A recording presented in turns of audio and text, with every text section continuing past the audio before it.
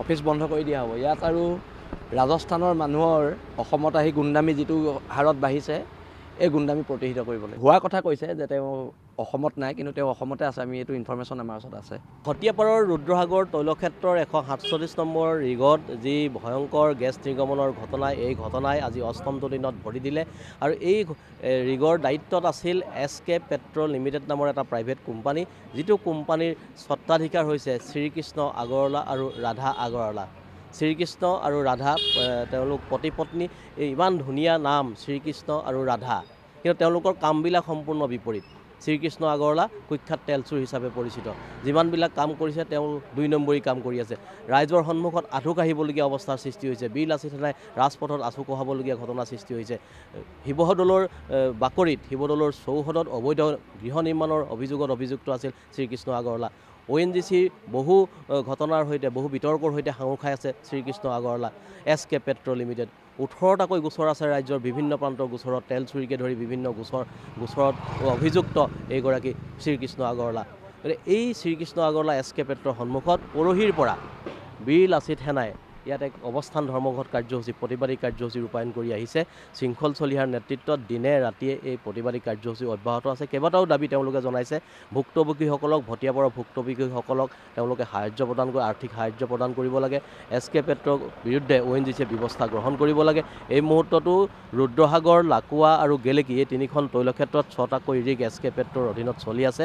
আমি এই মুহূৰ্তৰ পৰিৱেশ দেখাইছোঁ যে এইসকল দিনে ৰাতিয়ে ইয়াতে অৱস্থান কৰি আছে তেওঁলোকৰ দাবীৰ সমৰ্থনত। আৰু এই মুহূৰ্তলৈকে কিন্তু SK পেট্ৰৰ স্বত্বাধিকাৰে ভটিয়াপাৰত গৈও উপস্থিত হোৱা নাই। আৰু এই যি প্ৰতিবাদস্থলী শিৱসাগৰ ফুকন নগৰৰ SK পেট্ৰৰ যি কাৰ্যালয়ৰ সন্মুখত এই অৱস্থান ধৰ্মঘট, এই প্ৰতিবাদী কাৰ্যসূচী, ইয়াতো এতিয়ালৈকে শ্ৰীকৃষ্ণ আগৰৱালা আহি উপস্থিত হোৱা নাই।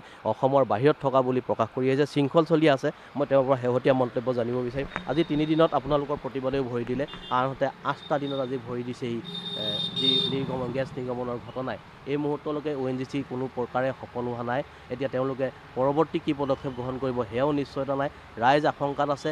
বিকট শব্দৰ কাৰণে স্থানীয় কোনো লোকেই ঘৰত বাস কৰিব পৰা নাই, ৰাতি শুব পৰা নাই, এনে এক পৰিৱেশ। আৰু আপোনালোকেও প্ৰতিবাদত বহি আছে। এই মুহূৰ্তলৈ কিন্তু শ্ৰীকৃষ্ণ আগৰৱালা বা ৰাধা আগৰৱালাৰ কোনো খা খবৰ নাই। নহয়, চাওক, এতিয়া কথাটো হৈছে যে প্ৰতিবাদবিলাক চলি থাকিব আৰু শ্ৰীকৃষ্ণ আগৰৱালা ইয়ালৈ আহিব লাগিব। আহি 5টাকৈ পৰিয়ালক ন্যায় দিব লাগিব। ভটিয়াপাৰ অঞ্চলৰ প্ৰত্যেক মানুহক কম্পেনচেশ্যন দিব লাগিব। আৰু যদি এইখিনি কাম তেওঁ নকৰে, তেওঁৰ এই অফিচ বন্ধ কৰি দিয়া হ'ব। অফিচ বন্ধ কৰি দিয়া হ'ব। ইয়াত আৰু ৰাজস্থানৰ মানুহৰ অসমত আহি গুণ্ডামি যিটো হাৰত বাঢ়িছে এই গুণ্ডামি প্ৰতিহিত কৰিব লাগিব। শেহতীয়া যোগাযোগ হৈছে? নাই, মোৰ লগত তেওঁ হোৱা নাই। মোক এদিন ফোন কৰিছিলে, তেতিয়া শ্ৰদ্ধাৰ সংবাদ মাধ্যমৰ কৰ্মী আছিলে শিৱসাগৰ। তেতিয়া মই তেওঁৰ আগতে ইয়াত লাউড স্পীকত কথা পাতিছোঁ। আৰু তেওঁ তেতিয়া এটা ভুৱা কথা কৈছে যে তেওঁ অসমত নাই, কিন্তু তেওঁ অসমতে আছে। আমি এইটো ইনফৰমেশ্যন আমাৰ ওচৰত আছে। প্ৰতিবাদ অব্যাহত থাকিব? প্ৰতিবাদ অব্যাহত থাকিব একদম। আমি 23 তাৰিখে নাজিৰাৰ মুখ্য কাৰ্যালয় ঘেৰাও কৰিম।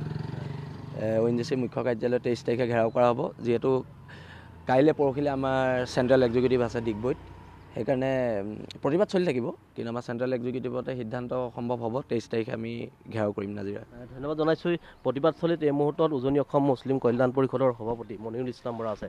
আমি তেওঁৰ মন্তব্য জানিব বিচাৰিম। গোটেই ঘটনাটো আপুনিও পৰ্যবেক্ষণ কৰিছে। বিগত 8টা দিন ধৰি এই মুহূৰ্তলৈকে গেছ নিৰ্গমন ৰোধ কৰিবলৈ ONGC সফল হোৱা নাই।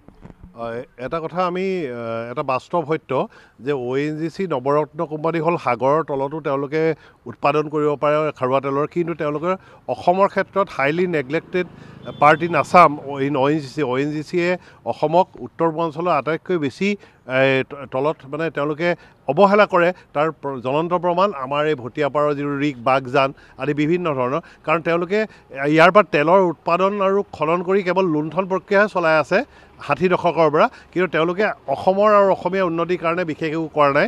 সেইকাৰণে ONGCক প্ৰমোদ গগৈ সেই সময়ত বান নিয়ন্ত্ৰণ মন্ত্ৰী থকাৰ পৰা বাৰম্বাৰ দাবী জনোৱা হৈছিলে সেই সময়ত চেণ্ট্ৰেল পেট্ৰলিয়াম মিনিষ্টাৰক, সেই 2000 চনৰ পৰা যে ONGCয়ে যদি নিজৰ অসমৰ এই তেলখাতবোৰ চলাব নোৱাৰে তেওঁলোকে প্ৰাইভেট ছেক্টৰ দিয়াতকৈ তেওঁলোকে নিজে বেগ এণ্ড বেগেজ ইয়াৰ পৰা যাব লাগে কাৰণ ONGCৰ পৰা অসমীয়াৰ একো উন্নতি হোৱা নাই সেইকাৰণে আমি ভাবিছোঁ যে ONGCয়ে যদি প্ৰাইভেট ছেক্টৰে SK পেট্ৰৰ নিচিনা অনুষ্ঠানবোৰক দি পেলাই আমাৰ মানুহবিলাকক মৰুৱাৰ এটা পৰিকল্পনা কৰিছে তাৰ পৰিৱৰ্তে ONGCয়ে অসম ত্যাগ কৰাই আমাৰ শ্ৰেয় বুলি ভাবিছোঁ ধন্যবাদ জনাইছোঁ আছিল আমি দেখাইছোঁ যে SK পেট্ৰৰ কাৰ্যালয়ৰ সন্মুখত এই মুহূৰ্তত যি প্ৰতিবাদী কাৰ্যসূচী বিগত 3 দিন ধৰি পৰহিৰ পৰা এই কাৰ্যসূচী অব্যাহত আছে বিভিন্ন দল সংগঠনৰ প্ৰতিনিধিও এই কাৰ্যসূচীত সহযোগিতা আগবঢ়াইছে সকলোৱে একেমুখে এটা দাবী উত্থাপন কৰিছে যে SK পেট্ৰৰ স্বত্বাধিকাৰ ঘটনাস্থলীলৈ আহিব লাগে আৰু এই প্ৰতিবাদস্থলীলৈ আহিব লাগে তেওঁলোকৰ লগত আলোচনাত বহিব লাগে আৰু যিসকল ভুক্তভোগী এই ভুক্তভোগী পৰিয়ালবিলাকক তেওঁ সাহায্য প্ৰদান কৰিব লাগে সাহায্য প্ৰদান কৰাৰ আশ্বাস প্ৰদান কৰিব লাগে সাহায্য প্ৰদান কৰিব লাগে